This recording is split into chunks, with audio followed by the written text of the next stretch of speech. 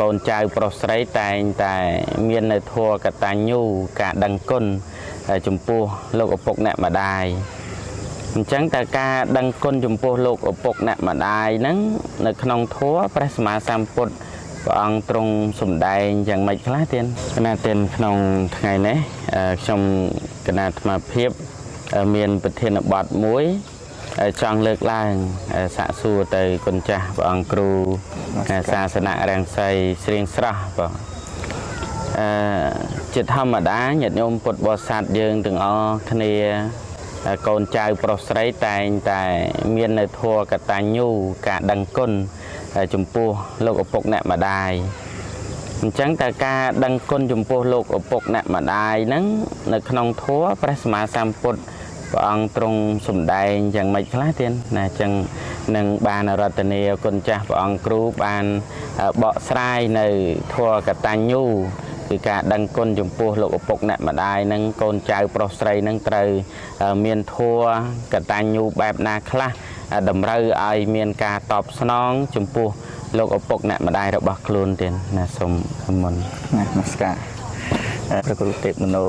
ដោយសេចក្តីគោរពវិរិយជ្រះថ្លាហើយណាព្រះអង្គមានសំណួរសួរថាតើការដឹងគុណអំពីការដឹងគុណឬក៏ឲ្យឈ្មោះថាបុព្វការីកតញ្ញូកតវេទីហ្នឹងយើងជាអ្នកកាន់ពុទ្ធសាសនាហ្នឹងតើការដឹងគុណហ្នឹងដឹងគុណយ៉ាងម៉េចអញ្ចឹងគេណាដែលព្រះពុទ្ធព្រះអង្គត្រាស់សម្ដែងថាបុគ្គលដែលក្រមាន2អញ្ចឹងទី1គឺបុគ្គលជាបុព្វការីហើយបុគ្គលជាអ្នកធ្វើតបនៅឧបការៈដែលមេត្តាបិតាបានធ្វើហ្នឹងទៅលើមេត្តាបិតាវិញហ្នឹងគឺអ្នកប្រាជ្ញយើងចងក្រងថាមាន3ណាមាននិច្ចកតញ្ញូ1កាលកតញ្ញូនិងប្រកាសនកតញ្ញូកតញ្ញូជាទី3អញ្ចឹងនៅក្នុងកតញ្ញូនោះมันបានលើកយកមកអធិប្បាយឲ្យបានក្បោះក្បាយទេពីព្រោះថាពេលវេលាតិចប៉ុន្តែដែលមានសុភាសិតបុរាណមួយទៀតលោកចងក្រងថា